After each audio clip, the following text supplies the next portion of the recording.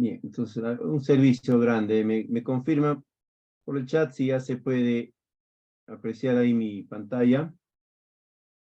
Buenas noches, Abel, Alan, Alex, Gustavo, Isidro, Jaime, Yerdi, Jocelyn, Legión, Linda, Luis, Anaís, Nancy, Ricardo, Renato, el señor Rivera, señorita Rivera, Janet Quispe, Guadalupe, Reina, y a un usuario, a este usuario es un debo ser yo. Ah, no, no soy yo, es alguien más. Bueno, ya. Bien. Muy buenas noches con todos. Nuevamente las disculpas del caso por el retraso, ¿no? Hubieron algunas complicaciones con el Zoom. Jocelyn, ¿cómo está? Muy buenas noches, gracias por la confirmación. Vamos a empezar entonces nuestra segunda sesión relacionada a la elaboración de expedientes técnicos, ¿no? El otro día, un estudiante de la universidad me preguntaba, ¿no, ingeniero, por qué es elaboración de expediente? ¿Por qué no es formulación de expediente? Me decía, ¿no? Básicamente es elaboración porque tú vas a construir algo muy detallado, ¿no? Es como una casa. La casa la construyes detallado, ¿no? Picas ladrillo por ladrillo, te tienes cuidado de las conexiones sanitarias, de las conexiones de luz, etcétera. No es una formulación donde tú indicas, incorpore esto y listo, sino que tiene una gran cantidad de detalles. Eso ya lo habíamos visto la semana pasada cuando hablábamos, un recuerdo rápido, ¿ya? Y esto para que ustedes lo tengan muy en cuenta. Acá.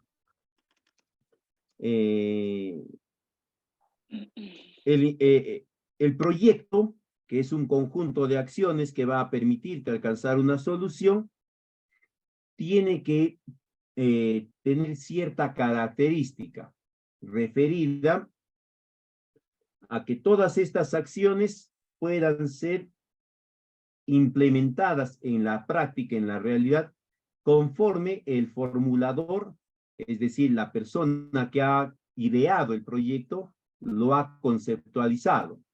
Y ahí, como entendemos, tiene cierta complejidad, ¿no? El tratar de entender a otra persona.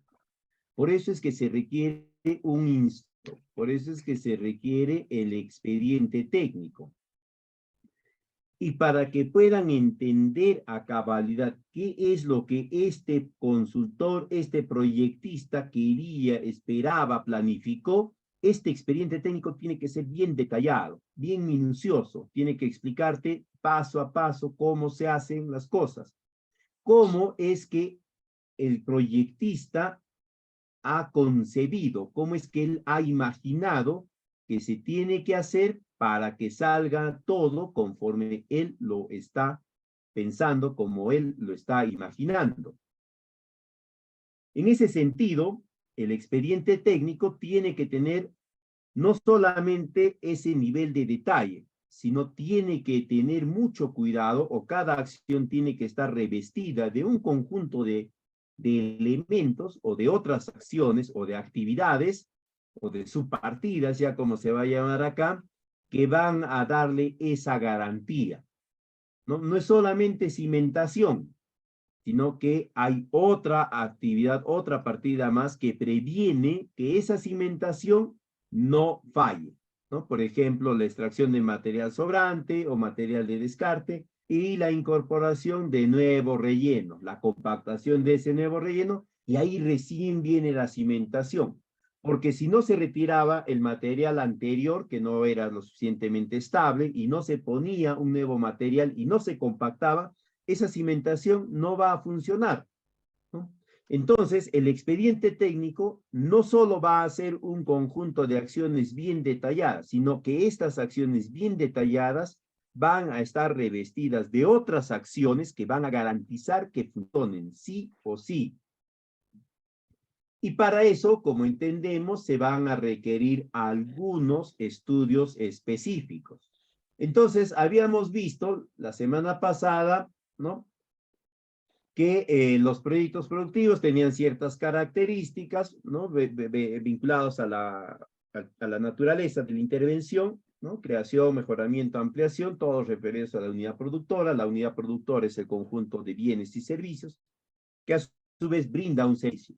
Hay unas características particulares de cada uno de ellos, del proyecto productivo y del proyecto social, ¿no? En el marco de Invierte P, generalmente estos dos no se centran demasiado en la infraestructura, están más orientados a lo que es la generación de capacidades, ¿no? Transferencia de conocimientos, desarrollo de aptitudes en los beneficiarios, temas así. A diferencia de una cantidad importante de otros proyectos donde sí se atiende a la infraestructura como elemento fundamental, ¿no? Por ejemplo, el servicio de salud. Se requiere sí o sí el hospital, porque sin el hospital, la posta médica, lo que sea, no se puede brindar el servicio. Igual educación y otros más. En el caso de proyectos productivos y sociales que están más referidos a transferencia de conocimientos, en el caso de proyectos sociales a entrega de subsidios también, no se centra en la infraestructura. Ahora, los dos, tanto los proyectos sociales y los productivos, en algunas circunstancias los sociales van a generar ingresos a favor de los beneficiarios, no siempre, ¿no? Por ejemplo, un proyecto social puede ser, pues, esto de los proyectos de FONCODES, ¿no? En el cual a los beneficiarios, que son del segmento de extrema pobreza, se les entrega algunos kits, ¿no? Para que inicien algún tipo de producción. En el caso de proyectos sociales orientados a salud mental, por ejemplo, ¿no? Ahí no hay ninguna o hay muy pocas articulaciones de índole productivo, de índole comercial. Se les puede dar algún adiestramiento para la elaboración de, qué sé yo, de bisutería, de cosas así, ¿no? Pero no va a generar mayores impactos económicos. En cambio, el proyecto productivo sí, porque está vinculado a una cadena productiva priorizada. Ya habíamos explicado también que la cadena productiva priorizada era aquella que genera mucha dinámica de actores, ¿no? En un determinado territorio.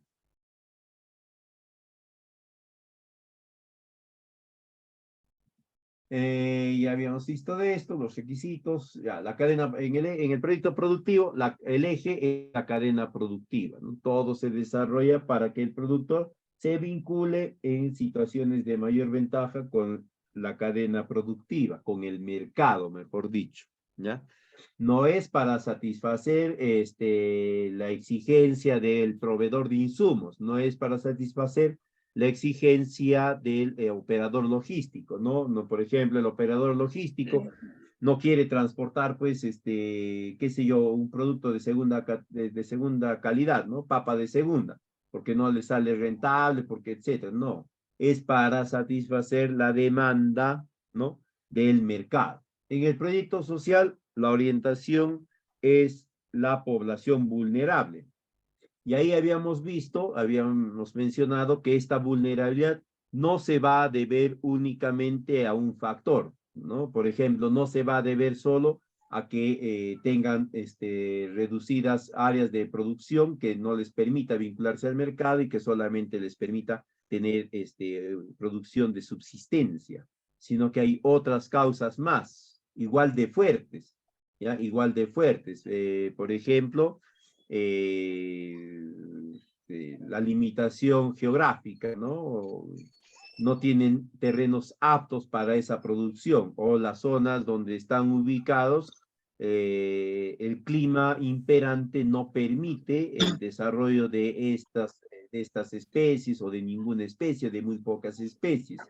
También está referida esta vulnerabilidad al aspecto educativo. La población no ha tenido y no tiene acceso a servicios de educación, ni siquiera de educación regular, ¿no? Es decir, no hay un jardín cerca, está bastante alejado, etcétera, o solamente hay un jardín, pero no existe todo el conjunto de elementos para que esté operativo, no hay profesor, por ejemplo. La vulnerabilidad siempre se va a deber a varios factores, ya son factores, o a varios problemas, si queremos. Habíamos visto también que los proyectos productivos están orientados a pequeños y medianos productores que tengan vinculamiento con el mercado, es decir, que su producción la coloquen en el mercado. Se había visto que hay un conjunto de actividades que se pueden plantear para los beneficiarios en el marco de proyectos productivos y sociales, ¿no? Es decir, ¿qué se le va a brindar a los beneficiarios? Pero también habíamos indicado que hay algunas acciones que se pueden generar a favor de la unidad productora, es decir, a favor de la entidad del Estado que va a implementar el proyecto, equipamiento, desarrollo de instrumentos, ¿no? Censos, planes, estudios diagnósticos, estudios de casos situacionales, lo que sea. También la incorporación de personal apropiado, idóneo, que permita no solamente desarrollar el servicio, sino también que permita generar condiciones para que el servicio pueda continuar desarrollándose, es decir, pueden incorporar personal especializado en la capacitación y la formación de promotores, ¿no? Para que una vez concluido el proyecto, ya estos profesionales altamente especializados, no, tal vez no continúen en el proyecto, pero los promotores son los que van a empezar a articular a la comunidad, a su organización, a sus organizaciones con otras opciones, con otras estrategias de apoyo. Y por último, habíamos visto que pueden también adquirirse algunos bienes a tipo de módulos demostrativos o de esquemas demostrativos, de la validez de la tecnología, ¿no? Pero en ningún caso deben de alcanzar niveles de producción comercial. Una recomendación era que siempre traten de considerarlo un monto muy cercano al 90% en los costos directos del proyecto. Y el restante 10% puede estar en costos indirectos, ¿no? Gastos generales, utilidades, gestión del proyecto, elaboración del expediente técnico, la supervisión, la liquidación, etc.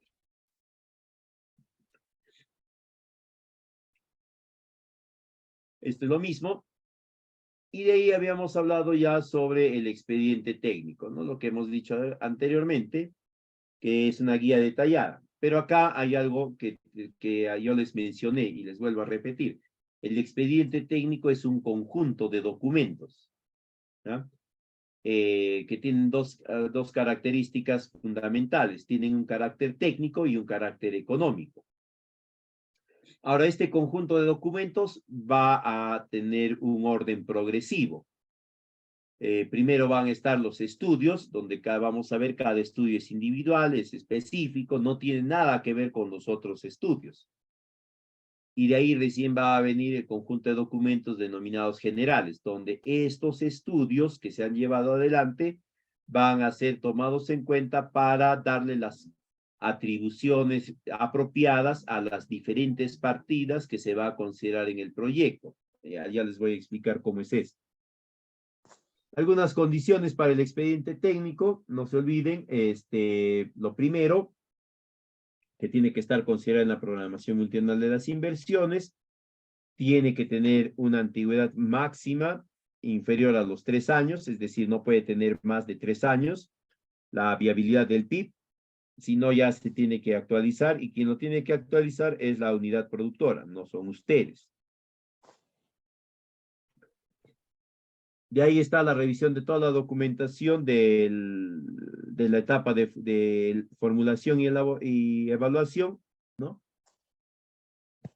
Y luego la pertinencia y oportunidad de la elaboración del expediente y la capacidad de profesional.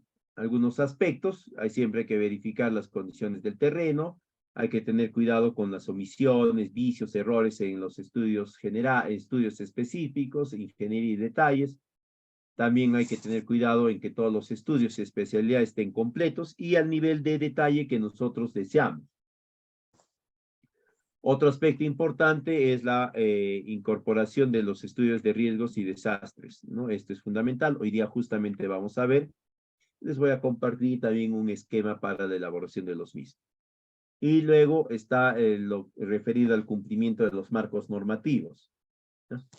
Y por último, el saneamiento de toda la de los predios donde se va a generar la infraestructura, si es que esta va a haber. Esto ya habíamos visto. Una recomendación fundamental es que siempre traten de mantener la concepción técnica del proyecto, es decir, las mismas metas y el mismo objetivo que se había planteado a nivel de la ficha, tiene que seguir válida en el expediente técnico, ¿no? Si en la ficha se había dicho que se iba a capacitar a 5.000 personas, en el expediente la recomendación es que sigan siendo las 5.000. De no ser así, si hay alguna variación, incremento o reducción, comunican a la entidad para que ésta haga las modificaciones respectivas en el formato 8A, sección A. ¿Qué más? Esto no. Esto. Habíamos visto que hay un contenido general de los expedientes técnicos, ¿no? Está la memoria descriptiva, las especificaciones técnicas, los estudios básicos, planos, metrados, etc. Yo les mencionaba acá que esta estructura es general para todos los tipos de proyectos, tanto de inversión pública como de inversión privada. Lo único que ha hecho la inversión privada, InvierteP, es trasladar este conjunto de documentos acá al inicio, para darle una secuencia más lógica, ¿no? Ahora les voy a explicar cómo es esto, ¿no? Ya habíamos hablado sobre costos y presupuestos. En este punto no se olviden, estos costos directos y costos indirectos nunca se pueden mezclar, no pueden pasar gastos de costos indirectos acá ni viceversa, eso está prohibido, tienen un manejo separado totalmente. Después vimos esto de partidas, etcétera, ¿no? Y ahí nos habíamos quedado. Hoy día vamos a hablar ya sobre el expediente técnico. Vamos a ver todo lo relacionado a la elaboración. Vamos a centrarnos en la primera parte, que son los estudios básicos y específicos. Y la siguiente clase, que nos correspondería el próximo sábado, 18, vamos a ver el detalle de cómo se elaboran estos proyectos. Mejor dicho, qué información y cómo la van a describir o la van a considerar ya al momento de elaborar el expediente propiamente dicho. Entonces, la elaboración del expediente técnico va a tener estos 4 grupos de documentos y tiene que seguirse este orden, ¿no? Primero tenemos los estudios.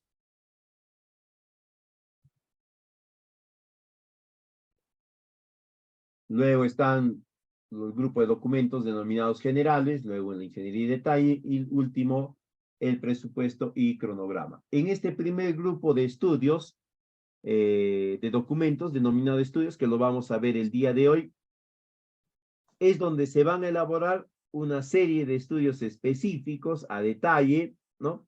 Y que nos van a dar información individualizada. Cada uno nos va a aportar información únicamente tomando en cuenta su sector o su área, ¿no? El estudio de riesgo y desastres solo va a ver lo que es riesgo y desastres. El estudio de riesgos de proyecto solamente del proyecto, de la ejecución del proyecto.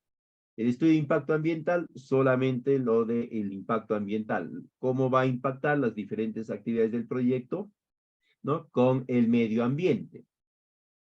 No van a tomar en cuenta el estudio de impacto ambiental, no va a tomar en cuenta para nada lo que es riesgos y desastres. Y el de riesgos y desastres tampoco va a tomar en cuenta para nada lo que es el estudio agrológico, ni lo que es el estudio de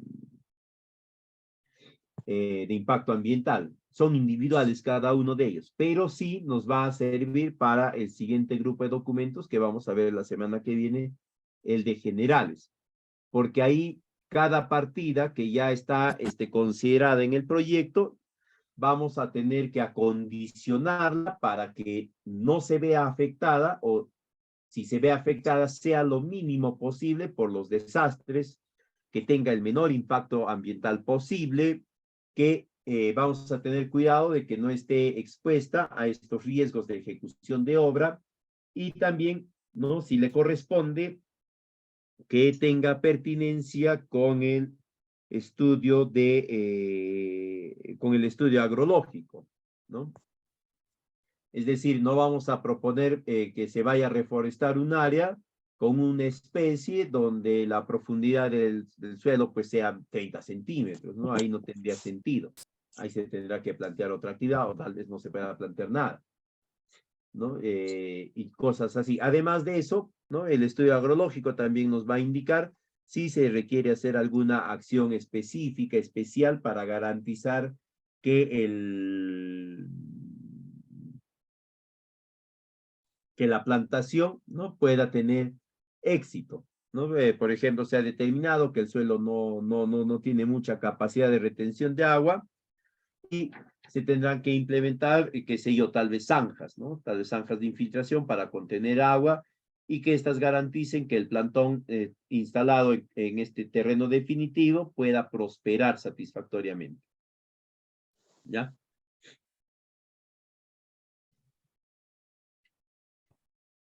Entonces, ¿qué estudios o qué documentos están considerados dentro de este grupo denominado estudios? Está considerado, en el caso de proyectos orientados a la inversión pública, la revisión del perfil, ¿no? Ahí tiene que haber un informe de revisión. Básicamente es la validez de la propuesta, si todavía sigue siendo válido. Luego está el estudio de riesgos ante desastres, que vamos a ver en unos instantes. Está la certificación de inexistencia de restos arqueológicos, o CIRA, y también el plan de monitoreo arqueológico. Luego está la gestión de riesgos en la ejecución de obras, el análisis para el dimensionamiento de la necesidad. Esto lo debe de haber elaborado la entidad, les va a trasladar, ellos tienen su propio esquema. Si hay predios donde se va a intervenir y se requiere de que estos tengan algún tipo de documento que garantice la aceptación, etcétera, las actas respectivas. De este estudio de topografía, ¿no? Si se va a hacer la instalación de algún módulo, de alguna otra estructura, puede ser que se esté considerando la construcción de un centro veterinario, ¿no? Luego estará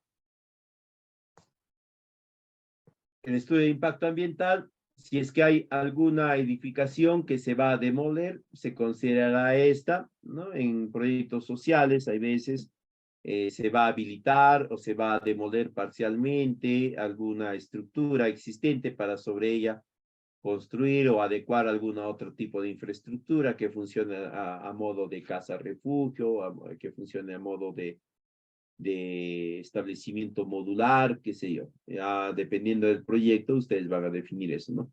Y por último, el panel fotográfico. Como les mencionaba, acá van a ver algunos otros estudios dependiendo ya de las características propias del proyecto, ¿no? Y la complejidad del mismo. Estos son los estudios básicos que nos solicita Invierte P. Luego ya viene el conjunto de documentos denominado general, ¿no? Acá ya se empieza a plantear específicamente el expediente técnico tal como lo conocemos, tal como lo entendemos, es decir, las distintas partidas. Pero estas partidas se van a ver dimensionadas a partir de esto, ¿no? Del riesgo ante desastres, del plan de monitoreo ambiental ecológico, del estudio de monitoreo ambiental, del estudio topográfico, del estudio agrológico, etc. Ellos van a definir las características. Por ejemplo, si es una zona donde hay inundaciones, si es la única zona donde se va a poder construir o establecer la infraestructura, el módulo o a la parcela demostrativa, ¿no? A la partida de parcela demostrativa, de campo demostrativo en un proyecto productivo, se le tendrá que considerar también otra partida asociada, que sería, por ejemplo, la construcción de algunas estructuras para contener estas aguas de la inundación, ¿no? A modo de pozos de infiltración, por ejemplo. Ya ustedes van a ir definiendo, ¿no? O tal vez trasladen el área de instalación de la parcela demostrativa a otro ámbito. Pero esto se va a generar solamente por la elaboración de este primer grupo de estudios, ¿no? Entonces acá en general va a estar eso, las partidas, va a estar la memoria descriptiva, las especificaciones técnicas, también va a estar dentro de esto el plan de vigilancia y monitoreo COVID-19 y el plan de seguridad y salud en el trabajo. A la fecha todavía no hay una normativa específica o no hay un lineamiento específico que haya emitido la entidad rectora de la inversión pública orientada a la recomendación de si ya no se debe utilizar este plan de vigilancia y monitoreo de COVID, ¿no? Como no ha dicho nada, no se ha pronunciado, todavía se considera como necesaria, como válida la presentación de esto. Y el de salud y seguridad en el trabajo, pues obviamente esto es ya transversal a todas las intervenciones, ¿no? Tanto en el ambiente, en el sector público, como también en el sector privado. De ahí, una vez que se ha generado toda esta información descriptiva, ¿no? Descrita de las actividades, de las partidas y todo lo demás, se pasa al segundo grupo, que es ingeniería y detalles, donde está toda la esquematización de la propuesta, ¿no? Acá van a encontrar los planos generales de ubicación, los planos técnicos y demás, ¿no? En el caso de proyectos productivos, acá van a estar los procesos, ¿no? Detallados, cómo se desarrolla el proceso de producción, y también los subprocesos, ¿no? Por ejemplo, el de manejo post cosecha, qué se hace primero, qué se hace después, a modo esquemático, pero a modo esquemático. ¿No? Lo que anteriormente se había descrito, ¿no? En la sección 2 de generales, acá se vuelve a plantear, pero de modo esquemático nada más. ¿Ya?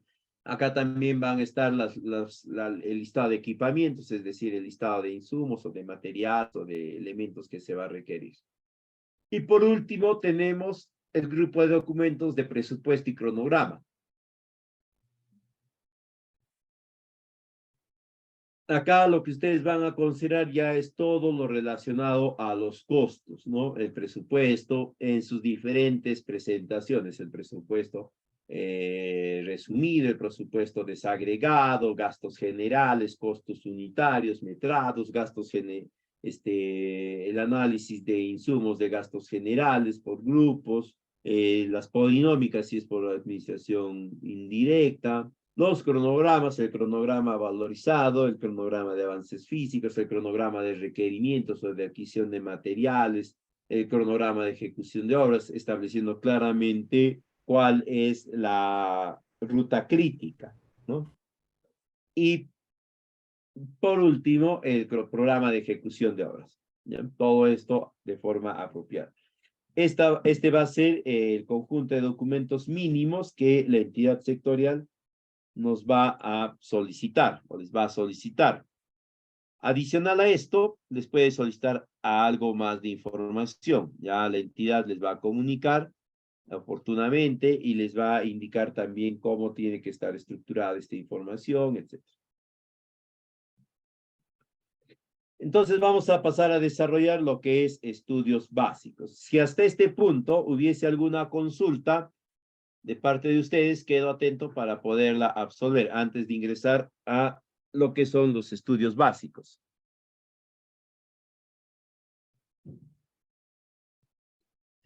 ¿Alguien tiene alguna consulta? ¿Nadie? A ver, por el chat. Nadie. Bien, entonces seguimos. Ahora sí. En los estudios básicos, uno fundamental y que tiene que tenerse bastante cuidado en la elaboración es el estudio de riesgos a desastres y cambio climático. Este es un documento que debe de ser elaborado por un especialista, ¿ya? El cual tiene todo un conjunto de parámetros de evaluación. Por lo general, estos parámetros están referidos a las vulnerabilidades, 7 en total, ¿no? Desde la vulnerabilidad ambiental, física, económica, social, educativa, cultural, ideológica y político-institucional. En cada una de estas vulnerabilidades va a ir determinando los niveles de impacto, si es alto, medio, bajo y demás. Lo que se va a buscar con esto es determinar el nivel de vulnerabilidad de toda el área de influencia del proyecto. No es solo de la unidad de producción o no es solo donde están los beneficiarios, sino de toda el área de influencia del proyecto. Se va a realizar a partir de una estratificación de las vulnerabilidades, de estas 7 vulnerabilidades que están viendo acá, ¿no? Y en la cual se va a determinar si esta vulnerabilidad es baja, media, alta o muy alta. El especialista tiene ya estos parámetros, tiene estos criterios para cada una de estas vulnerabilidades, ¿no? Es más, cada una de estas vulnerabilidades se va a referir a los tipos de desastres específicos que se puede llevar, se puede presentar en la zona de intervención. A partir de estas vulnerabilidades, ¿no? Va a calcular el riesgo, ¿no? Está el peligro y se va a multiplicar por la vulnerabilidad y se va a determinar obviamente el riesgo, ¿no? Este riesgo es el que va a permitir determinar finalmente la vulnerabilidad de la zona. Se va a utilizar una serie de métodos, algunos de ellos descriptivos de tipo matricial. Este es el método más comúnmente utilizado, valga la pésima nomenclatura que he tenido. Estaba buscando justamente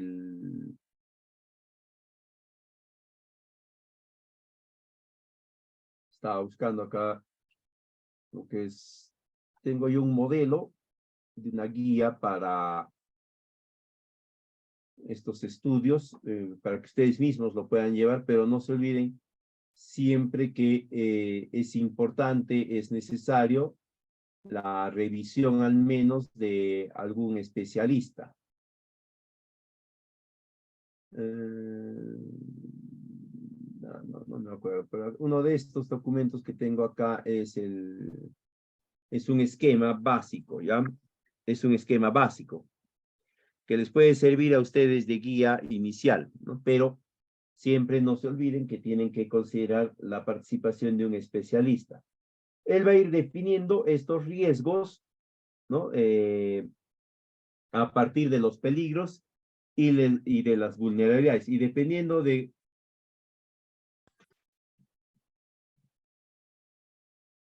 cuál es el riesgo, ¿no? Él va a dar una recomendación final sobre una serie de acciones que tiene que considerar la entidad para minimizar ese riesgo o esa vulnerabilidad a los desastres. Es para la entidad, no es para ustedes.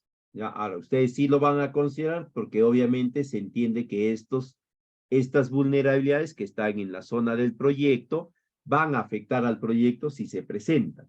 Ustedes tienen que tomarlas en cuenta y plantear sus partidas, ¿no? Con estas atribuciones o con atribuciones para hacer frente lo mejor posible a estos posibles riesgos, ¿no? Acá están, por ejemplo, la vulnerabilidad a condiciones ambientales y ecológicas, ¿no? Referido a los 4 niveles de vulnerabilidad, baja, media, alta y muy alta, ¿no? Y en cada uno se ve si las condiciones atmosféricas, ¿no? La temperatura promedio es superior en 25%, si es superior en los niveles de temperatura son superiores al normal, entre 25 y 50%, etc. La composición del aire, si no hay ningún grado de contaminación, la vulnerabilidad en ese parámetro es baja. Si hay un nivel de contaminación moderado, será media. Si hay un nivel de contaminación alto, será alto. Y si el nivel de contaminación no es apto, será muy alto, ¿no? Ya dependiendo de eso, se van estimando algunos parámetros, ¿no? Se van definiendo estos porcentajes que luego se van a trasladar para determinar esta vulnerabilidad. Es una vulnerabilidad perdón, la vulnerabilidad se determina a través de un promedio simple, ¿no? O si desean también a través de un promedio, ¿cómo se llama? Ponderado aritmético, ¿no? La recomendación es que sea mínimamente un promedio aritmético. Ahora, no necesariamente ustedes tienen que conducir este estudio considerando todas las vulnerabilidades, las 7. Se puede considerar algunas, unas 4 o 5, ¿no? 5 es lo ideal, ¿no? Pero 7 ya sería lo óptimo, pero hay veces no, eso es más fastidioso, ¿no? Entonces ustedes cogen de estas vulnerabilidades aquellas que están más fáciles de analizar y las evalúan a partir de eso, ¿no? Aparte de eso, si ustedes desean tener algo más de información sobre esta evaluación de riesgos ante desastres, les voy a compartir también ¿no? Manual para la evaluación de riesgos originados por fenómenos naturales, ¿no? Ahí ustedes pueden leer, pueden considerar, pero como les decía, esto ya está más relacionado a los especialistas. De todas formas, hay veces es importante tener conocimiento, ¿no? Acá están algunos peligros, ¿no? Estos son los peligros que siempre ustedes van a tomar en cuenta, son los peligros de sismos, maremotos, actividad volcánica, deslizamientos, solamente son estos peligros. Ya las entidades vinculadas a riesgos y desastres, a la gestión de riesgos y desastres, ya han definido que son estas, ¿no? Y de cada una de ellas, ya de cada una de estas, estos son sus niveles de peligro para cualquiera. Para inundación es esa, ¿no? Para vientos fuertes también es la misma. Entonces lo que van a hacer ahí es ir determinando los valores porcentuales que van a conocer o que van a determinar. De cada uno se va generando en ese sentido. Entonces, como ya tienen los peligros, ¿no? Y también tienen acá las vulnerabilidades, pueden determinar con eso los riesgos, ¿no? Hacen la multiplicación respectiva y les va dando los riesgos. Los riesgos, ¿no? Se consideran en esta matriz, ¿no? Dependiendo si la vulnerabilidad es alta, baja, etcétera, va a irse generando que el riesgo es bajo, es riesgo medio, riesgo alto, muy alto, ¿no? Va a requerirse acciones más urgentes para el riesgo muy alto, acciones urgentes para el riesgo alto, ¿no? Acciones recomendadas para el riesgo medio y simplemente acciones a tomar en cuenta para el riesgo bajo. Pero como les decía, esto lo van a plantear para que sea incorporado por la autoridad. Estas conclusiones que ustedes van a definir o que se va a definir o que va a definir el especialista van a ser para que la entidad las tome en cuenta, no para ustedes. Ustedes no van a implementar estas acciones. Lo que van a hacer es que a partir de estas vulnerabilidades, y sobre todo aquellas que sean de riesgo alto, ¿no? Ustedes van a tener en cuenta en su proyecto, ¿no? Por ejemplo, acá dice que el peligro de inundación es un riesgo alto. Quiere decir que es muy probable que en el periodo de ejecución del proyecto o de funcionamiento, es decir, en los 13 a 15 años que va a durar el proyecto desde que ustedes inicien, desde que se inicie la ejecución, ¿no?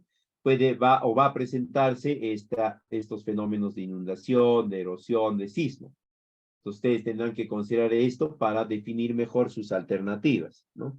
Primero, las de escape. Ahí no se olviden, ya ustedes van a plantear la jerarquía de medidas, ¿no? Primero están siempre las de escape, me alejo todo lo posible del riesgo, luego están ya las administrativas, las de cambio, las administrativas, y por último ya pues las únicamente de protección, ¿no? Haciendo un símil con las medidas de la jerarquía de controles de riesgos del IPERC, ¿no? Si es protección, ¿no? Acá obviamente no vamos a utilizar elementos de protección personal, mascarillas. Le dotarás a tu partida de alguna medida de protección, ¿no? Como les decía hace rato, ¿no? La zona donde se va a forestar o donde se va a instalar los campos de producción, las parcelas demostrativas, ¿no? Es una zona donde hay peligro de inundación. Se tendrá que buscar otra zona donde no hay ese peligro. Si no se puede, ¿no? Se tendrán que hacer algunas actividades para evitar que en el caso que suceda inundación, esta afecte la parcela, para evitar que se pierda. Igualmente, ustedes pues tomarán esta medida para recomendar a los productores, ¿no? Hacer o llevar adelante un conjunto de acciones para evitar pues que se sucedan este peligro, ¿no? Por ejemplo, evitar o reducir el roce de la masa vegetal, ¿no? Para evitar que la erosión sea más rápida y también la pérdida de material y posteriormente algún proceso de inundación o cosas así. Para eso básicamente les va a servir a ustedes.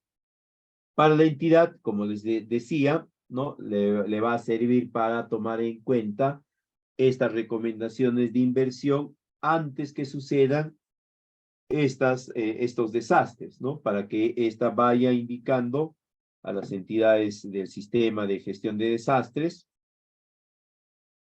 para que consideren esto, ¿no?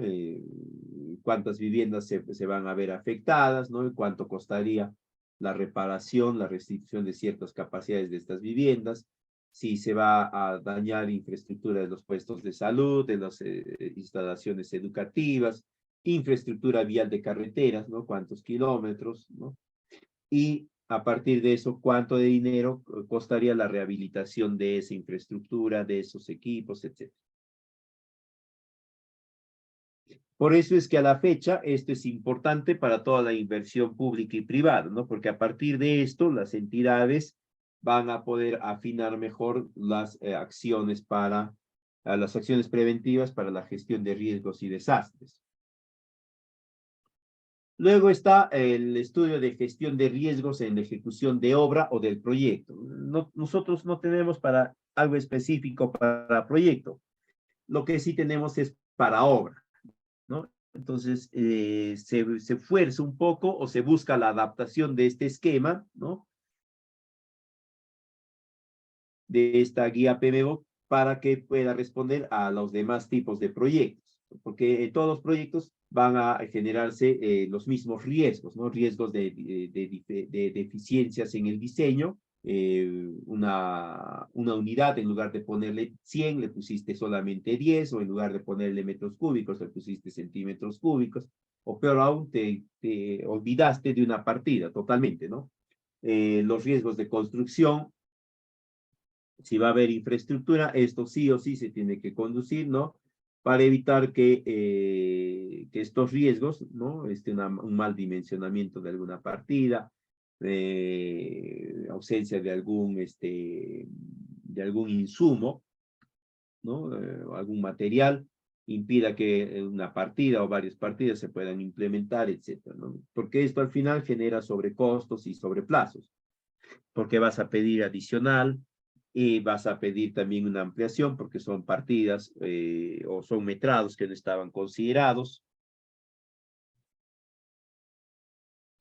Luego están los riesgos de expropiación de terrenos, ¿no? O en todo caso, los riesgos relacionados a la libre disposición de terrenos en proyectos productivos, ¿no? Lo que decían en alguna oportunidad, ¿qué pasa si quiero instalar o se ha llegado a un acuerdo para que la parcela demostrativa, el módulo demostrativo se instale en predios de la comunidad, de la organización? Tiene que haber un documento apropiado que garantice que luego esta no va a reclamar o no va a desconocer este convenio a media ejecución o no va a cambiar de actitud a media ejecución, generando algunos costos adicionales.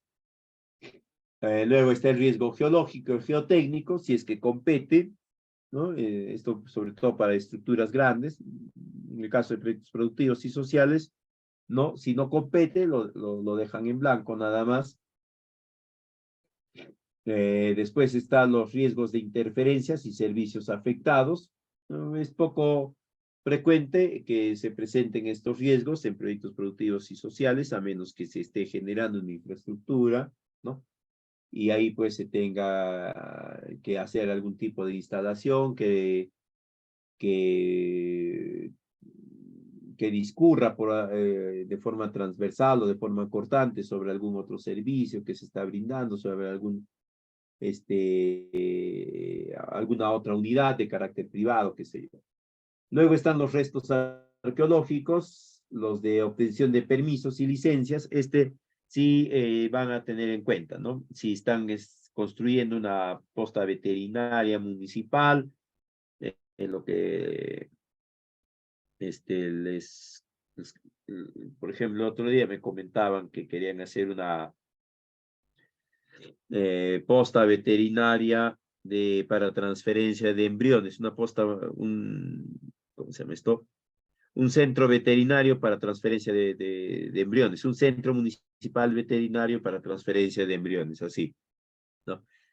Este centro municipal tiene que tener todos los permisos y licencias, ¿no? De la misma municipalidad se tiene que hacer el trámite y el pago respectivo.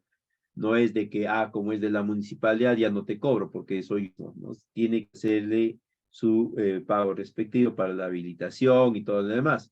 Como va a requerir servicios de luz, tiene que tener la autorización para la instalación del servicio de luz. Eso tiene un costo, ¿no?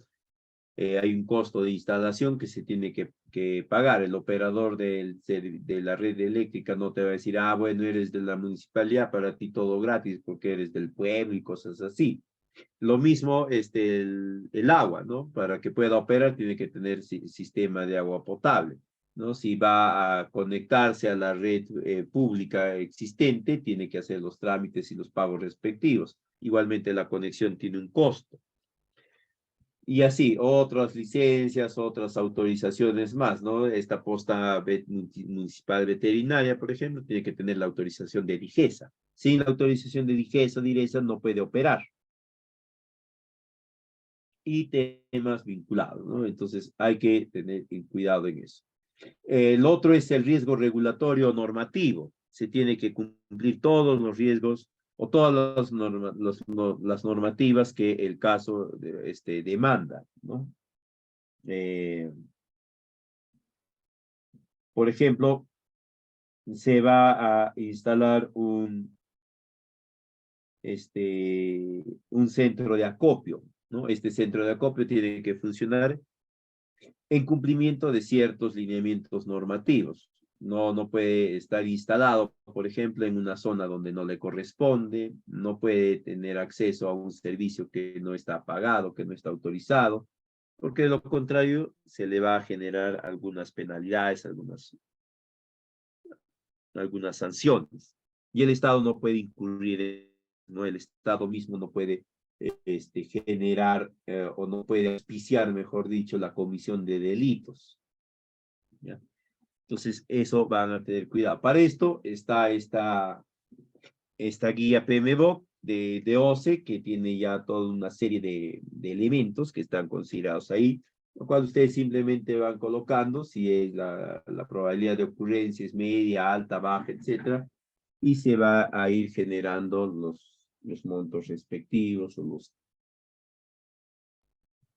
los indicadores respectivos, ¿no? Es algo similar a lo que habíamos comentado anteriormente para el caso de desastres naturales, ¿no? Solo que este ya se ciñe a este formatito.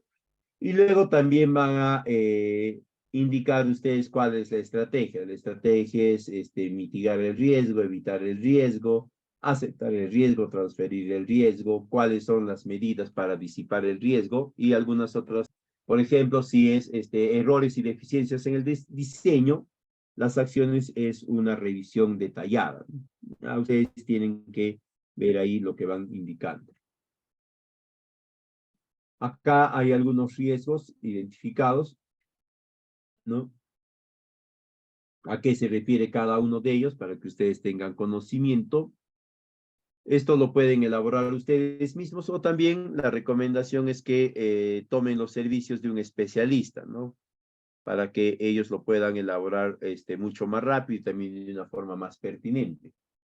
A veces cuando se nos pide elaborar un expediente técnico, tratamos de hacerlo todos nosotros solos, pero en ocasiones lo recomendable es ir tomando los servicios especializados para garantizar o tener la seguridad de que el instrumento de inversión está correctamente elaborado.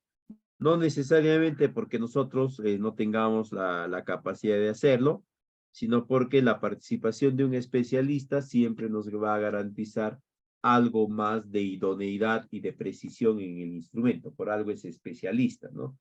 Si no, nos dirían, pues hágalo usted mismo, fírmelo usted mismo, porque usted ya es el TROM, es el experto, ¿no? El ingeniero que dicta en la universidad, el ingeniero que dicta las charlas, ¿para qué más? Él solito nada más que haga todo. No, para eso hay los especialistas, ¿no? Para que le den ese carácter de idoneidad.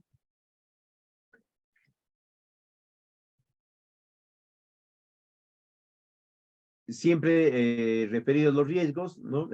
Hay que identificarlos primero. Esto es para todo tipo de riesgo, ¿no? De desastre climático dentro del proyecto, riesgos en el área de trabajo para lo que es el sistema de seguridad y salud en el trabajo. Este es el mismo esquema que se va a seguir siempre, ¿no? Se identifican los riesgos, luego se hace un análisis de los mismos, ¿no? Cuáles son las condiciones en las que se presenta. Eso es lo primero que siempre se tiene que analizar para buscar evitar esas condiciones que determinan la presencia del riesgo. Esta es la matriz, ¿no? Igual que en el caso anterior que habíamos visto de desastres climáticos, ¿no? Acá hay una matriz algo similar a ella, ¿no? Está acá la matriz de probabilidades. El porcentaje se va determinando, ustedes lo van determinando y lo van contestando con esta matriz. Y dependiendo de eso, ¿no? Van a ir dándole la prioridad. No se olviden, el verde es prioridad baja, ¿no? El amarillo es prioridad moderada y el alto es prioridad alta. El rojo es prioridad alta, ¿no? Para la prioridad alta, la recomendación que yo les doy es que siempre busquen establecer estrategias para la mitigación del riesgo, ¿no? ¿Por qué? Porque el riesgo se va a presentar, sí o sí se va a presentar, entonces tú no lo vas a poder evitar, ahí no lo puedes evitar. En riesgo alto no hay forma de evitarlo, porque la probabilidad es muy alta, pues, ¿no? O sea, de cada 100, 90 veces, o de cada 100, 95 veces. Ya, pues, entonces ahí lo único que te queda, porque esto es preventivo, ¿no? Este es de carácter preventivo, es plantear medidas para mitigar el riesgo. ¿Cómo haces de que el riesgo, una vez que se hace presente, ¿no? Te genere la menor afectación posible? Luego está todo lo relacionado a la transferencia del riesgo, es decir, trasladar el riesgo a otro punto, o si no, la aceptación del riesgo, algunas medidas nada más de protección, ¿no? Es decir, el riesgo sí o sí va a llegar, sí o sí se va a presentar, pero ¿qué puedes hacer tú para que te afecte lo menor posible? En el caso de medidas moderadas, ¿no? Está la aceptación del riesgo, ¿ya? Y en el caso de medidas o de riesgos bajos, ¿no? Simplemente la transferencia del riesgo. Son algunas recomendaciones generales. Pero como les decía, el especialista les va a ayudar a configurar mejor todo esto. Este es el anexo 3 de esta misma guía. Acá se describe, se pone un código de riesgo, se da una descripción, la prioridad se indica cuáles son las estrategias. Acá ustedes lo que van a hacer es señalar, ¿no? Si va a ser esta, lo que fuese, y acá sí describe, ¿no? ¿Quién es la entidad? Y si lo va a hacer el contratista o no. ¿Quién lo va a hacer? Si va a ser la entidad o el contratista. En el caso de proyectos productivos y proyectos sociales que son de ejecución directa, por lo general el encargado de gestionar el riesgo, ¿no? Va a ser la misma entidad, ¿no? Esto de acá, no se olviden, es riesgos dentro del proyecto, nada más, lo que va a suceder, lo que te va a afectar únicamente dentro del proyecto, por acción o ejecución propia del proyecto. No tiene nada que ver con los desastres, etcétera, ¿no? Esos no tienen nada que ver acá. Es solamente todo los riesgos que se pueden presentar por la propia ejecución del riesgo. Por eso están descritos en estas características, ¿no? ¿Ya? De ahí tenemos el estudio de impacto ambiental. En el caso de proyectos productivos, proyectos sociales y también proyectos de forestación y reforestación, lo mínimo que se acepta es la matriz de Leopold. Lo mínimo, lo más básico, ¿no? Ustedes pueden ejecutar su estudio de impacto ambiental utilizando como metodología esta matriz. La característica de esta matriz es básicamente contrastar cada una de las actividades del proyecto, ¿no? Con los diferentes factores ambientales. Ahí lo que se va a buscar es establecer si esa actividad va a tener algún tipo de impacto positivo o negativo sobre cualquiera de los factores ambientales relacionados a cada uno de los elementos ambientales, ¿no? Flora, fauna, aire, agua y suelo.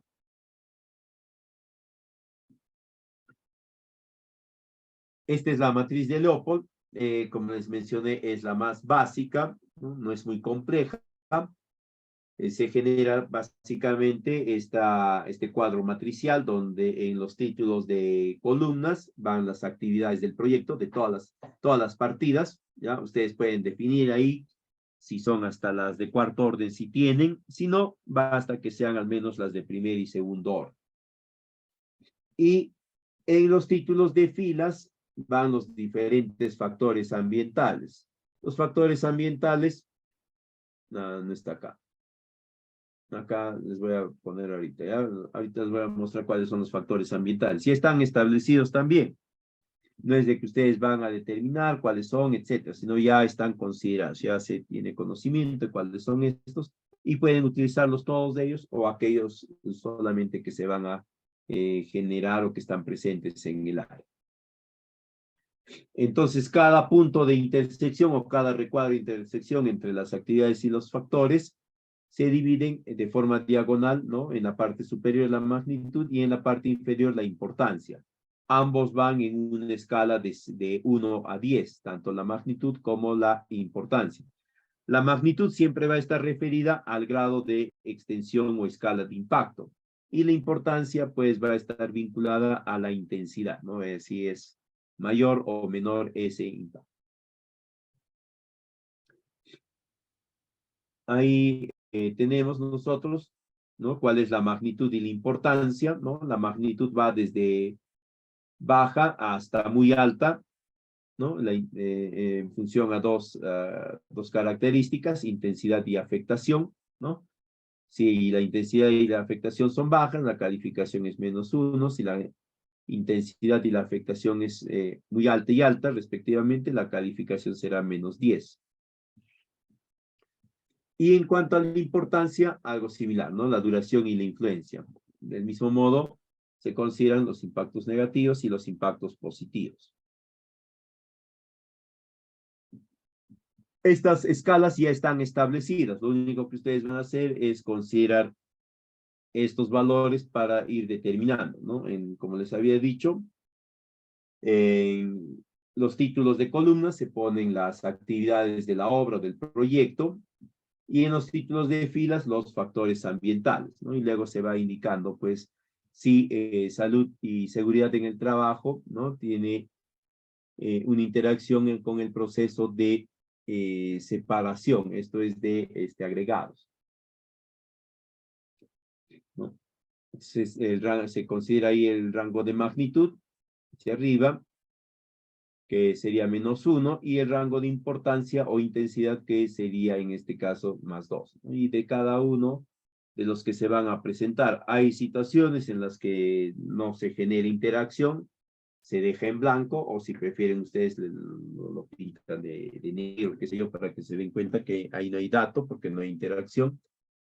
Y luego se hacen, ¿no? Las sumatorias respectivas, tanto en sentido horizontal como en sentido vertical, ¿no? Se ponen las afectaciones positivas, el resultado de las afectaciones positivas, y también el resultado de las afectaciones negativas.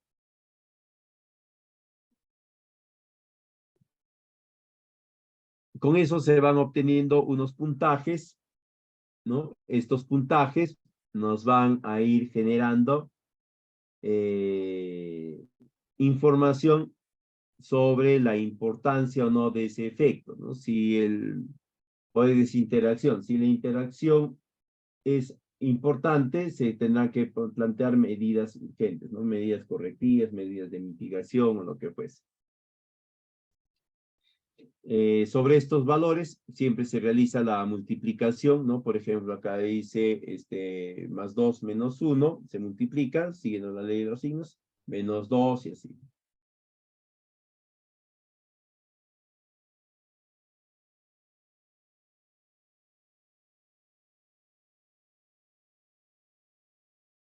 Si el resultado de la sumatoria es de signo positivo, ¿no? Quiere decir que ese impacto será pues positivo. Si es negativo, quiere decir que el impacto es negativo. A mayor puntaje, sea positivo o negativo, no quiere decir que ese impacto es mucho más alto. Si es, digamos, menos 80, quiere decir que es alto. Si es menos 90, es más alto, ¿no? Entonces tienen que considerar algunas medidas más urgentes y también más de carácter correctivo. O perdón, más de carácter de mitigación, ¿no? Acá está, a ver, ¿dónde está? Vamos acá les voy a compartir a través de la escuela, les voy a compartir la matriz de Leopold.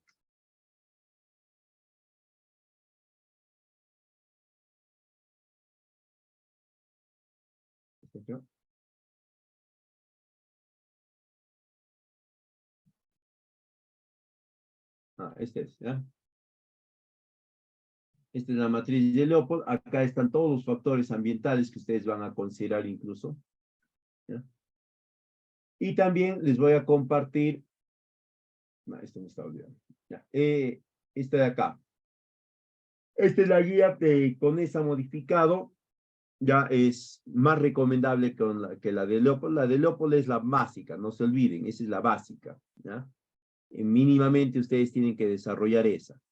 Si por alguna razón ustedes deciden ser solos ustedes los que elaboren todo el expediente técnico, incluido el impacto ambiental también, ¿no? Lo pueden hacer con la matriz de Leopold nada más, no habría ningún problema.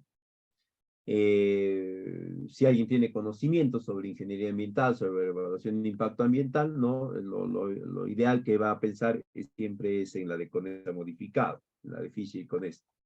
Este es el documento base para eso.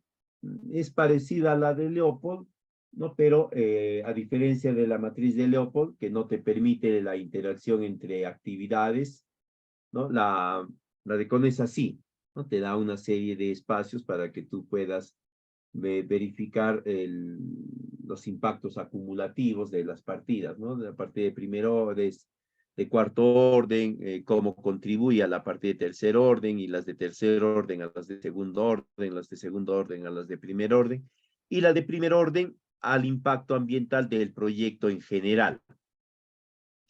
Esa es la característica de CONESA. En cambio, la de Fisher y CONESA, ¿no? La modificada. En cambio, la de Leopold no, la de Leopold es específico, ¿no? Cómo impacta en el medio ambiente cada una de las actividades. No vas a poder determinar con esta el impacto del proyecto en general. En cambio, con la otra, con este manualcito, sí, ahí vas a poder tú, siguiendo esto, vas a poder determinar cuál es el nivel de impacto del proyecto en líneas generales, como proyecto, no como actividades dispersas. Luego tenemos el estudio agrológico, ¿no? Básicamente, en el caso de proyectos productivos, está orientado a definir características de los suelos y su entorno y a partir de eso generar algunas recomendaciones de cuál sería el mejor uso que se le puede dar o las características que se debe de tener en cuenta para su apropiado uso. Acá hay una serie de metodologías, ¿no? Hay metodologías muy básicas que se iniciaron allá por la década de los 50, que ya a la fecha están dejadas de lado, ¿no? Sin embargo, todavía se mantienen algunos factores genéricos en su análisis. ¿no? Uno de ellos, el principal, es el factor dependiente, ¿no? Entonces acaba de determinar cuál es el grado de la pendiente, ¿no? Si es grado 1, 2, hasta 7. Todos los factores que vamos a ver enseguida tienen esta característica, tienen 7 niveles. El caso de pendiente está en función al porcentaje de esto, de 0 a 6, es grado 1 y así sucesivamente hasta más de 75%. Luego está el factor de erosión, ¿no? La pendiente, ya saben ustedes, se mide fácilmente. En caso de la erosión, para esto se utiliza la varía medidora de erosiones, ¿no? Es una puntilla básicamente que se va introduciendo y por presión simple, ¿no? Nos va determinando el nivel de erosión. La erosión, como sabemos, es el grado de degradación de los suelos, ¿no? Que va a estar sujeta a dos factores importantes. Uno es el viento y el otro va a ser el agua, términos generales. Ahora, en determinadas áreas y sobre todo en proyectos productivos, acá se va a considerar otro factor adicional que es la labranza, ¿no? La misma labranza o el mismo desarrollo de las actividades productivas en el suelo van a generar o van a ser un factor que va a contribuir a esta erosión. Al igual que el factor dependiente, acá también tenemos 7 grados, empezando con el grado 0, ahí no se van a equivocar, en pendiente se inicia con el grado 1, en erosión se inicia con el grado 0, ¿no? Es cuando no hay ningún tipo de erosión, no hay afectación sobre el suelo. Y de ahí va avanzando.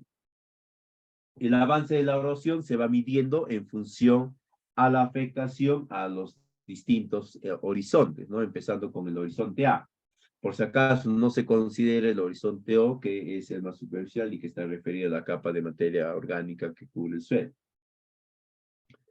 El primer horizonte, ¿no? Que es el A, se va a verificar si la erosión está llegando a ¿no? Si afecta al menos el 25%, y así se va pasando, ¿no? El último horizonte que se puede afectar, ¿no? Es el horizonte B, que es ya el grado 5, muy severa. Y si después de ese ya se ha afectado totalmente, se ha eliminado el horizonte B y lo que queda es materia parental, pues estamos frente al grado de erosión 6, ¿no? Que no es muy frecuente, ¿eh? No es muy frecuente en el caso de proyectos productivos, ¿no? Porque ya estaríamos hablando de una zona donde obviamente no hay capa arable, así es que ahí no tendría mucho sentido colocar o ver la posibilidad de instalar algún tipo de producción. Al menos no de la convencional, ¿no? Podría ser otro tipo de producción, sí. Puede ser, por ejemplo, producción en invernaderos con sistemas hidropónicos, totalmente factible, ¿no? Y ahí la erosión, pues, no tendrá un efecto. Luego está el factor de profundidad efectiva. Esto básicamente es la profundidad de lo que conocemos la capa arable, ¿no? Ya, la profundidad efectiva igualmente se mide en 7 grados, empieza en el grado 1, donde es extremadamente profundo, donde la capa arable viene a estar relacionada hasta 1 metro de profundidad, terrenos no muy comunes. Luego está muy profundo y así, ¿no? Hasta el grado 7, que es extremadamente superficial cuando tiene menos de 2 centímetros. La capa arable. Para esto se van a ir determinando calicatas, ¿no? Para esto sí se van a llevar adelante las calicatas que tienen que tener mínimamente 1,5 metros. ¿Por qué 1,5 metros? Porque dentro de ese 1,5 metros tú vas a poder definir en un caso particular, ¿no? Si la capa arable, es decir, la capa A viene a estar vinculada, o la capa A más B viene a estar vinculada a esta profundidad de 1 metro, ¿no? ¿A qué entendemos como capa arable o qué entendemos como el espacio donde que se va a considerar en esto de profundidad efectiva? Viene a ser básicamente el suelo que va a permitir un desarrollo apropiado de las raíces, de la masa radicular. Va a ser un suelo compacto, tampoco va a ser un suelo que impida el desarrollo rápido de las raíces, que impida que éstas puedan obtener los nutrientes de la misma. Ahí tenemos el otro factor que es el de textura, ¿no? Este factor ya lo conocemos, quienes estamos vinculados al sector agrícola, ¿no? Es la correlación porcentual que existe entre los tres tipos de componentes básicos del suelo, ¿no? La arena, el limo y la arcilla, dependiendo de cuánta porcentaje más de uno o de otro haya, ¿no? Se van a encontrar suelos que son, pues, desde el franco hasta los suelos muy arcillosos o los suelos muy arenosos o muy limosos, ¿no? Acá igualmente tenemos 7 graduaciones, desde la 1 a la 7. La 1 es el franco arcilloso, el suelo franco, el suelo deseable por naturaleza. De ahí ya vienen los otros, está el pesado, el moderadamente ligero, el muy pesado, superficial, liviano, y el muy liviano, ¿no? Que ya básicamente es un suelo netamente arenoso, franco, arenoso. Tenemos también el factor de permeabilidad, ¿no? Acá ustedes van a considerar 7 graduaciones. La permeabilidad viene a ser básicamente la capacidad que tiene el suelo para permitir el paso del agua a través de él, pero sin afectar, sin alterar, sin modificar su estructura, ¿no? Es decir, sin que haya arrastre de elementos, ¿no? De elementos finos como el limo, por ejemplo. Lo que busca acá es que sea un suelo bastante permeable, el más permeable posible, porque este va a permitir una buena filtración de agua. Acá vamos a encontrar igualmente 7 graduaciones, ¿no? Esta permeabilidad del suelo se va a medir en función a la velocidad, ¿no? La velocidad en la cual un volumen de agua atraviesa una determinada capa de un determinado estrato de suelo, ¿no? Entonces acá tenemos la unidad de medida, la velocidad en centímetros hora, ¿no? Si es menos de 0.125 centímetros por hora, es moderadamente rápido. Si es más lento, estará en el rango de 1.25 a 0.5. Si es moderadamente lento, de 0.5 a 2 y así, ¿no? Si es extremadamente rápido, en una hora este volumen de suelo o este volumen de agua atravesará 25 centímetros de profundidad del suelo, ¿no? Eso es lo que nos está diciendo, ¿no? Si es moderadamente rápido, será pues en una hora atravesará únicamente centímetro y medio, algo así. Entonces, con esos valores o con esos datos se va a ir determinando, ¿no? La clasificación agrológica del suelo. Tenemos en total solo 8 clases de suelo, ¿no? 8 clases de capacidad de la tierra, ¿no?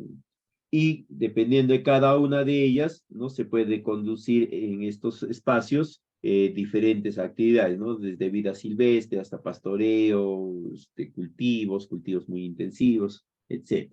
El suelo ideal, pues, viene a ser el suelo tipo 1, donde tú puedes desarrollar diferentes actividades, vida silvestre, pastoreo, etcétera, ¿no?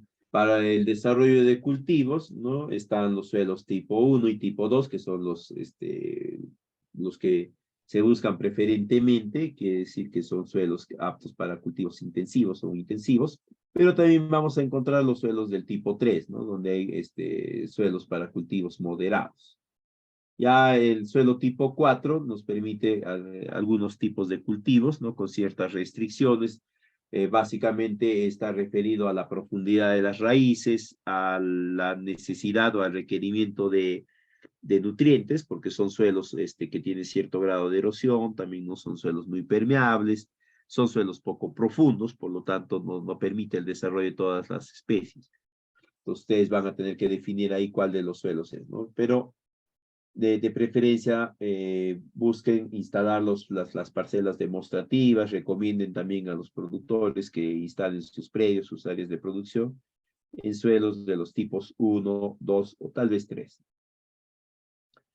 Y de ahí tenemos los otros tipos, ¿no? El tipo 4, el tipo 5, 6, 7 y 8, ¿no? El tipo 5, por si acaso, es un tipo de suelo particular, ¿ya? En algunos casos, en proyectos productivos, sobre todo proyectos productivos que están vinculados a zonas de sierra, de montaña, van a encontrar que este tipo de suelo 5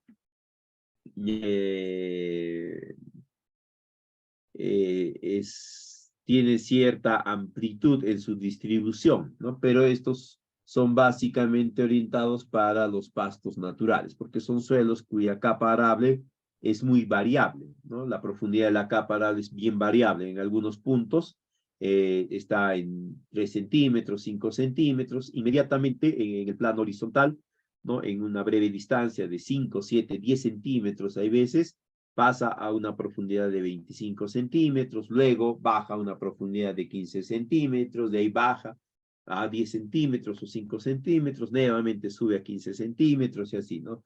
Son suelos que no van a poderse orientar hacia una producción de cultivos, pero sí de pastos, ya sí de pastos. Entonces, si el proyecto productivo va a estar vinculado a pastos, esos suelos son bastante apropiados, ¿ya? Pero tienen que tener cuidado siempre con este tipo de suelo 5 porque hay veces también se caracterizan por tener ciertas cantidades de rocas muy grandes dentro de él, ¿no? En la práctica son suelos que no permiten un cultivo muy extensivo, por eso es que están más orientados hacia pastos naturales.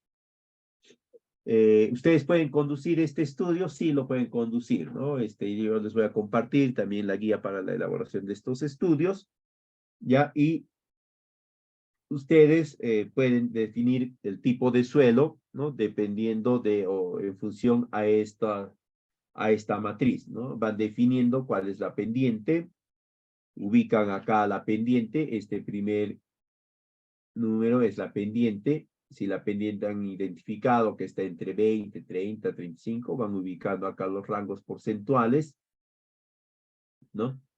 Digamos que la pendiente es 15%, entonces estará acá, pues. Ustedes lo ubican acá, y de ahí pasan a la erosión, ¿no? ¿Cuál es la erosión? Si es muy poca, etcétera. Como es un suelo bastante plano, ¿no? La erosión siempre va a ser muy poca, ¿sí?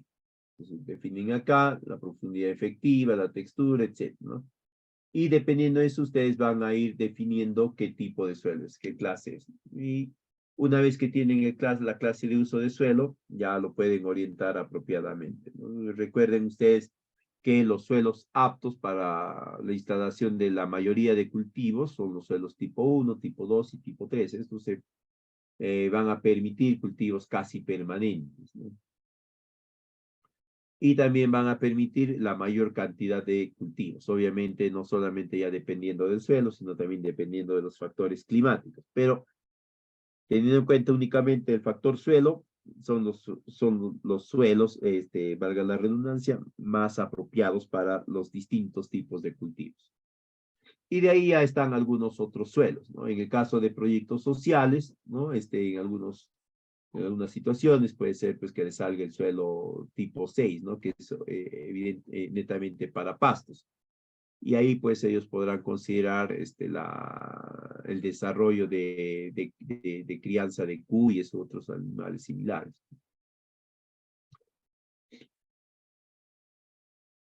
Ah, me estaba olvidando. No quiere decir acá, por ejemplo, que no vayan a considerar, ya, me salió la pendiente 15, me tiene que salir también erosión muy poca. No es así, ¿ya? Lo que va a hacer ustedes es esto, ¿eh? Te salió en tu evaluación, te salió la pendiente 3 o pendiente 15, eso está acá, sumas 5 puntos. Te salió erosión moderada, eso está acá, sumas 6 puntos. Te salió muy profunda, eso está acá, sumas otros 5 puntos. Entonces tú ya tienes acá 5 más 6 más 5. En cuanto a textura, te salió textura moderadamente pesada, ¿no? Está acá, sumas 4 puntos, acá será 4.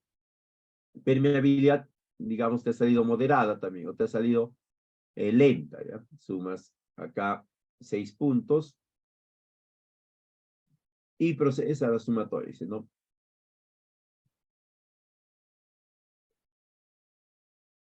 5 más 6 más 5, 16, 20, 26, dice. ¿no? Y por último me estaba olvidando, sumas esto de acá, factores adicionales, ¿no? Si son suelos pedregosos, pantanosos, etc.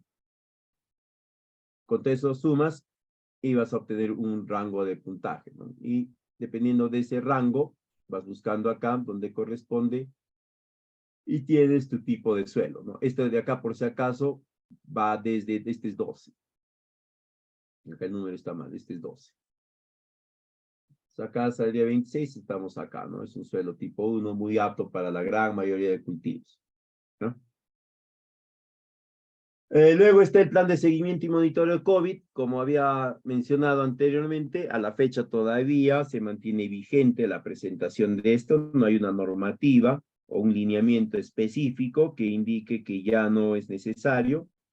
Como no hay lineamiento específico que indique eso, ¿no? Se considera que todavía se está solicitando, que todavía se está requiriendo. Por lo tanto, se tiene que presentar. Entonces, ¿qué lineamientos van a tener en cuenta? ¿No? La desinfección del centro de trabajo, condiciones de salud, lavado, desinfección, sensibilización, lo que ya conocemos bastante nosotros y que está determinado en este marco normativo. Acá también les dejo en pantalla, ¿no? Esta página para que ahí vean si hay alguna normatividad específica que salga o algún lineamiento específico que indique que ya no son necesarios la presentación de algunos de estos instrumentos. Este es el formato que se utiliza para el seguimiento del COVID, ¿no? Esta es la ficha sintomatológica, acá básicamente lo que te piden es tu información, nombre, etcétera. Y acá las preguntas que nos han hecho siempre, ¿no? Si en los últimos días has sentido algo de fiebre, si tienes algún pariente con estas sintomatologías, si has tenido COVID anteriormente, si sufres de alguna enfermedad, etcétera. También están estos formatos, que es el formato de limpieza y seguridad en las sedes administrativas. Esto tienen que considerarlo siempre, porque en función a esto se va a desarrollar el monitoreo y seguimiento del COVID-19, mientras todavía no haya una normatividad que indique que ya no es necesario, ¿no? Este es el formato, ¿ya? Lo pueden tomar y lo pueden trasladar a una página Excel y lo pueden llevar adelante. Este es el formato de chequeo de la vigilancia, ¿no? Para ver si los diferentes ambientes están siendo conducidos según las recomendaciones preventivas, ¿no? Si se está utilizando algunos de estos instrumentos, si hay evaluación de los trabajadores, si se toma la temperatura de forma diaria, si las fichas sintomatológicas se están conduciendo, ¿no? Si hay aplicación de pruebas serológicas, si es que hay casos sospechosos, ¿no? Si se está aplicando la ficha epidemiológica. ¿Quién va a desarrollar este instrumento? Este sí tiene que ser un especialista, ¿no? Porque ellos saben cómo conducirlo, cómo llevarlo acá, ¿no? Traten de considerar en este aspecto sí algún especialista para que pueda hacerlo de forma apropiada, ¿no? Hay varios ejemplos también en internet que ustedes podrían descargar, pero siempre la recomendación es vincularse a un especialista. Luego tenemos el plan de seguridad y salud en el trabajo. Este es un instrumento que piden para todo tipo de inversión pública y privada. Es un instrumento que lo que va a hacer es establecer un ambiente seguro, o mejor dicho, las condiciones de un establecimiento seguro y saludable para el desarrollo de las actividades del trabajador. Cuando hablamos de saludable, quiere decir que el trabajador en ningún momento va a sentir ningún tipo de afectación sobre su salud física, su salud emocional, ni tampoco sobre su salud, se me fue el otro, la salud ambiental, creo que se me fue. Son tres tipos de salud, ¿no? Este siempre va a generar un sistema de seguridad y salud. Ahí en internet, ya en la página web del Ministerio de Trabajo, ustedes van a encontrar la guía para el sistema de seguridad y salud para el sector producción. Acá vamos a buscarlo.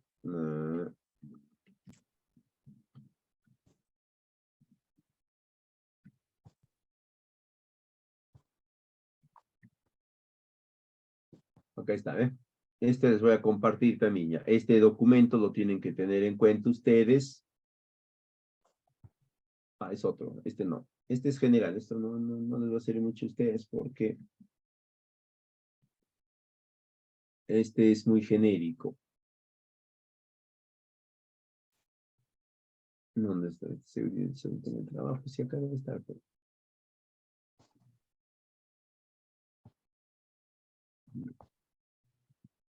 A ver, ¿dónde está?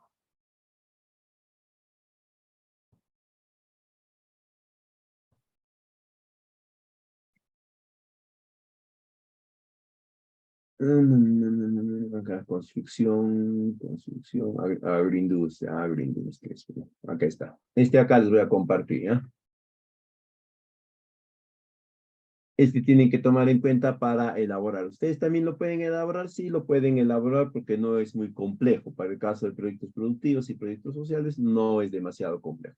Para el caso de proyectos sociales, lo que van a utilizar es el manual general, ¿no? Que es bastante similar al que voy a compartir.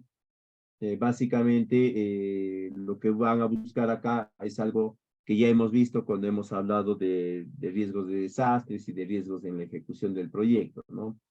Es decir, ustedes van a identificar cuáles son esos peligros, ¿no? Para la salud y la seguridad del trabajador ya dentro de sus áreas de trabajo.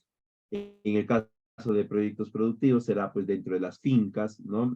Para los beneficiarios, dentro de parcelas demostrativas para el desarrollo de las actividades y dentro de las áreas de la entidad para el caso de la unidad productora, ¿ya?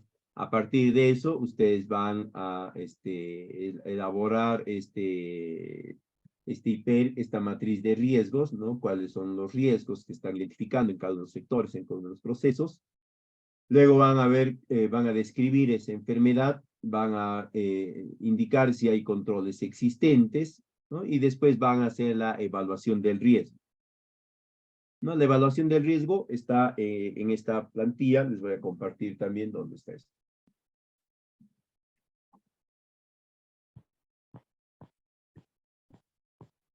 Uh, Vamos a poner por tipo acá, ¿ya?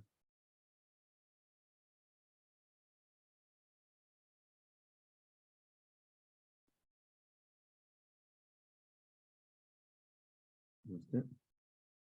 Ah, creo que no es acá. Este es riesgos, no. Este es seguridad de salud, no. Acá vamos a buscar en riesgos. Riesgos.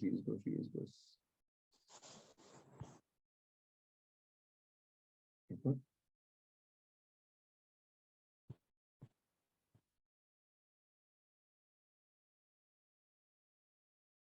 Ah, no, este no es. ¿Dónde está?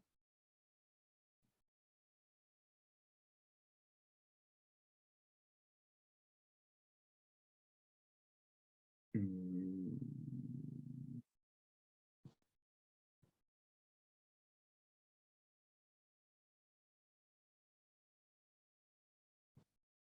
Ay, por ahí debe estar.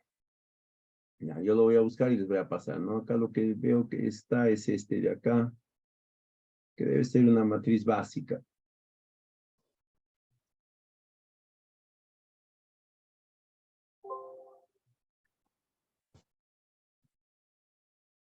Esta debe ser una matriz básica y de 6 por 6 debe ser esta posiblemente, ¿verdad? A ver. Esta es la matriz básica de 6 por 6, ¿no? Pueden hacerlo también con esta, pero hay otra matriz más amplia, donde ya se ha considerado los riesgos biológicos, ¿no? Esto se ha generado luego de la aparición de COVID-19. Antes de eso eran esta matriz y la matriz tipo 2, donde hay unos subíndices de la probabilidad. Pero después apareció esta otra. Ya, yo les voy a compartir. Es esta de acá, ¿no? Esta matriz. Esta es una matriz larga, ¿no? Todo este de acá morado viene a continuación de esto. Acá básicamente lo que van a evaluar ustedes es el nivel de deficiencia, el nivel de exposición, ¿no? Luego van a obtener con eso el nivel de probabilidad. De ahí van a considerar el nivel de consecuencias, si la consecuencia va a ser grave, va a ser mínima para el trabajador y eso les va a arrojar a ustedes un nivel de riesgo. Este nivel de riesgo se va a trasladar a una interpretación similar al que hemos visto en desastres, ¿no? Bajo, medio, alto, muy alto, ¿no? Pero acá le ponen una codificación, ¿no? 1 si es muy alto, ¿no? Letal, y 4 si es muy bajo, ¿no? Si es muy bajo es aceptable y no se van a requerir medidas. Si no es aceptable, ¿no? Se van a requerir una serie de medidas. Y de ahí ya viene todo el conjunto expositivo, ¿no? ¿Qué medidas vas a hacer? ¿O qué medidas vas a implementar? ¿Quién va a estar encargado de tal medida? ¿En qué periodo de tiempo se va a implementar? Etcétera, ¿no? Este ya viene a ser, digamos, el formato más avanzado que se tiene. No es muy complejo, ¿ya? De ahí está el estudio de sostenibilidad, ¿no? Para proyectos productivos y sociales también en algunos casos, esto es importante, ¿no? Sobre todo para proyectos productivos. Porque acá ustedes lo que van a hacer es describir cuál va a ser la estrategia para que se mantenga operativo el proyecto a lo largo de todo el funcionamiento, es decir, a lo largo de los 10 años de funcionamiento. Si la unidad ejecutora, o perdón, la entidad a través de la unidad productora va a hacer algunos reacomodos, va a hacer algunas modificaciones en su MOF, en su ROF, para que incorpore algo más de personal, si se va a hacer, si se va a generar alguna cobranza de alguna tarifa, de alguna tasa, de alguna alícuota, etcétera, para la continuidad de los servicios de asistencia técnica, de capacitación, de entrenamiento, ¿no? Algo similar en proyectos sociales, ¿ah? Igualmente acá van a indicar ustedes si se va a generar alianzas estratégicas con otras entidades, por ejemplo, en proyectos productivos se generan alianzas con los centros de investigación, con el INIA, con las universidades, institutos agropecuarios, colegios agropecuarios, ¿no? Para que ellos desarrollen o lleven adelante a modo de prácticas, etcétera, algunas actividades de asistencia técnica, algunas actividades de capacitación y demás. Pero eso tiene que estar sustentado con convenios, no basta con describirlo, tiene que haber un convenio específico que indica lo mismo que ustedes van a indicar en este estudio de sostenibilidad. Si van a entrar, van a arribar a algún tipo de convenio de trabajo interinstitucional, colaborativo con alguna entidad del Estado, lo mismo, ¿no? Un convenio marco y luego el convenio específico. Si va a ser con una entidad privada, llámese ONG o lo que fuese, también el convenio. Si va a haber convenios, no se olviden, tiene que tener la opinión favorable de asesoría jurídica. No basta con que ya dijimos que el convenio se firmó sin la opinión de asesoría jurídica, tiene que pasar por todo el trámite administrativo respectivo. ¿Ya? Si se va a generar nuevas plazas, estas nuevas plazas tienen que estar incorporadas en el MOF y el ROF de la entidad, no de la unidad productora nada más. Es decir, no solamente en el caso de la Dirección Regional Agraria, no solamente en el MOF y ROF de la Dirección Regional Agraria, sino también en el de la misma entidad. ¿Ya? Y en ese caso, sus presupuestos tienen que formar parte de los presupuestos de la entidad en conjunto. Ahí hay toda una serie de procesos administrativos de la gestión pública, ¿no? La presentación del plan y del presupuesto ante el Consejo Municipal o el Consejo Regional, la verificación, la opinión favorable de los mismos, la aprobación, la incorporación en su plan operativo anual de la entidad, gobierno local, gobierno regional o ministerio que fuese, y después su incorporación en su presupuesto también, ¿no? Si va a haber contrataciones, también tienen que considerar ahí la incorporación de estas contrataciones dentro del PAC de la entidad, de toda la entidad, ¿no? Dentro del plan de contrataciones de la entidad. Si no, no va a tener validez, ¿ya? Entonces, acá este estudio que a veces parece simple, parece acá solamente pongo que voy a hacer un convenio, que voy a hacer esto, que voy a hacer el otro, dependiendo de ciertas características, va a tener más o menos complejidad. Luego está el plan de monitoreo de inexistencia de restos arqueológicos, ¿no? Una cosa es el CIRA, que se va a obtener antes de la ejecución del proyecto. El CIRA básicamente es una constancia que te emite la entidad sectorial, el Instituto de Cultura, el Ministerio de Cultura, en el cual indica que a la fecha, ojo, dice que a la fecha, ¿ya? no se ha verificado que en el área de intervención exista patrimonio histórico, patrimonio cultural. Pero eso no inhibe que en el proceso de ejecución del proyecto se pueda identificar, se pueda recuperar, se pueda redescubrir, pueda aparecer patrimonio. Por eso es que existe un plan de monitoreo.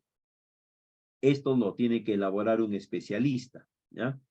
Porque él tiene una serie de mapas, una serie de estudios que indican si por ahí pasó algún camino prehispánico, hubo algún asentamiento virreinal, se dejaron restos, hubieron descubrimientos, forma parte de algún sitio de descubrimientos de carácter antropológico, una serie de planos que tienen ellos.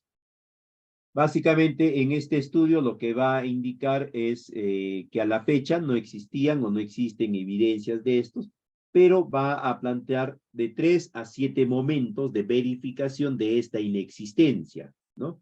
Para eso él va a establecer los protocolos, visitas de campo, tomas de fotos, de muestras, una serie de cosas. El especialista lo elabora. Y luego ya en la ejecución se implementa, ¿no? Se contrata al especialista para que haga estas visitas, haga sus informes, lo va a presentar a la misma entidad, ¿no? Si está en administración indirecta, al contratista, y lo va a presentar también ante el ministerio.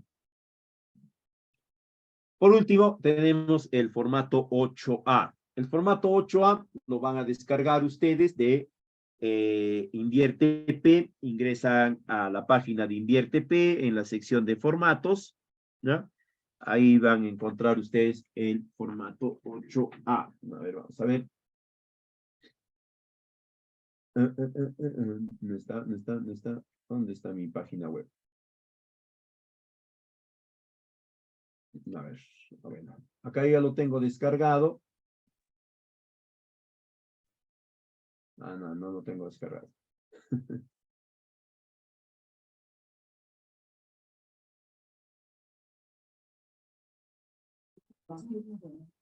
Acá.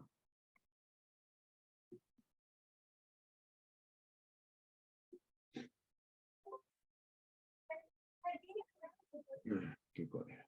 A ver, acá nuevamente le damos clic a esto. Acá debe aparecer. Ahí está. Este es el formato 8A. Esto lo van a completar ustedes al culminar la elaboración del expediente. Una vez que se ha culminado, ahí recién se va a rellenar este formato 8A.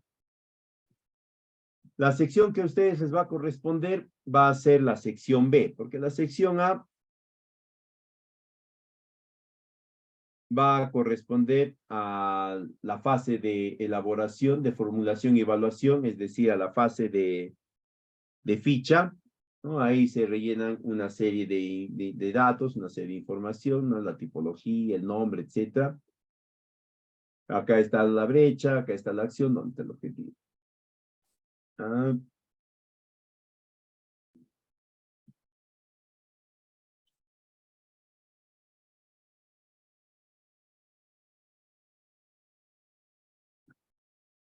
costos de operación, todo esto lo van a llenar, lo va a llenar la unidad formuladora cuando se elabore la ficha. Cuando ustedes elaboren el documento de inversión, el expediente técnico, lo que se va a llenar es esta sección, la sección B, ¿no? De fase de ejecución, expediente técnico.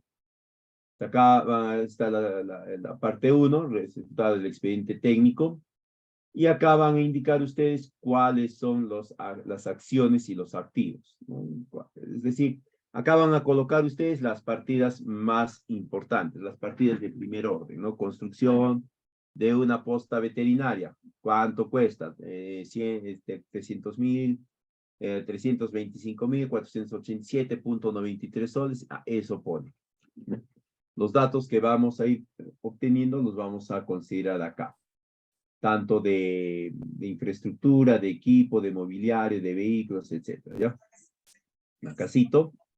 Luego está la gestión del proyecto. si va a requerirse algún tipo de documentos, algún tipo de licencias, permisos, etcétera, que no necesariamente estén dentro del expediente. Por ejemplo, acá dentro de gestión del proyecto, a veces se coloca lo que es la línea de base, ¿no?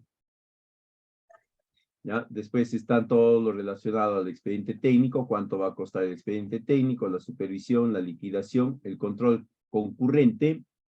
Ya acá van a poner máximo el 2% del total que está acá, si es que supera los 10 millones, ¿no?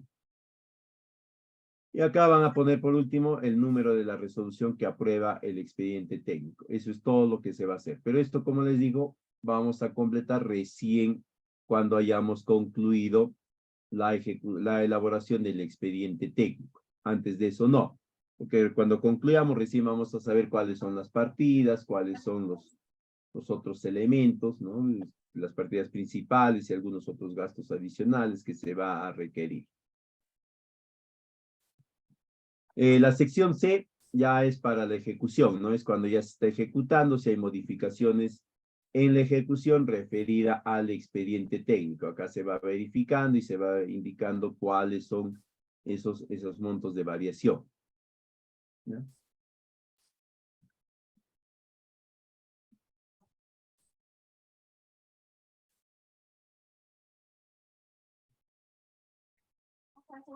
Bien, sería todo en esta oportunidad. Entonces, la semana que viene ya vamos a desarrollar el expediente técnico, en qué consiste, qué datos vamos a poner, qué características tiene cada dato, de dónde sale cada dato y sobre todo, qué debemos de considerar para que no sea observado, sobre todo en lo que es el problema, la solución, ¿no? Porque a veces ahí nos dicen que el problema no está claramente descrito, que el problema no está bien sustentado. Hay ahí algunas recomendaciones a tener en cuenta para que no se genere esta situación, ¿no? Eso lo vamos a ver la semana que viene. Entonces, en esta oportunidad se comunican con la escuela, les voy a compartir a través de la escuela la PPT con la que se ha dictado el curso, ¿no? Hay otra matriz, hay una matriz 3, ¿ya? Ahí no la he podido encontrar ahorita, esta matriz, y luego estos otros documentos de acá, ¿no? La matriz de Leopold, esta matriz de riesgos de desastres naturales, esta es la guía PMBOK, ya para la planificación de las obras, lo que estábamos viendo hace rato, acá está el anexo 1, ¿ve? Bien detalladito, acá ya ustedes van a ver cómo se va desarrollando, ¿no? Esto ya para que lo puedan ejecutar o lo puedan elaborar ustedes mismos. Luego está esta matriz de evaluación de impacto ambiental, la de CONESA, y por último, este manual de seguridad y salud en el trabajo para el sector agroindustrial. Entonces, si hubiese consultas, quedo atento, y de lo contrario, y también le voy a compartir ya a la escuela dos modelos de expedientes, uno bien detallado para que ustedes lo vayan teniendo en cuenta y que les va a ayudar a todos ustedes para la descripción de las actividades, ¿no? Porque hay veces no tenemos muy claro cómo describirlas, ¿no? Decimos capacitación y simplemente ponemos capacitación en tal tema, pero nos olvidamos de algunos detalles. Entonces ya con este modelo de expediente que les voy a compartir, ustedes van a poder ir dándose cuenta qué nivel de detalles tiene y va a estar en un formato editable, ¿no? Entonces ustedes pueden copiar y pegar y mejorar el texto que van a encontrar ahí. Es mejorar, no es copiar y pegar y usar, ¿no? Siempre hay que irlo mejorando. ¿Sí? Entonces, si hubiesen preguntas,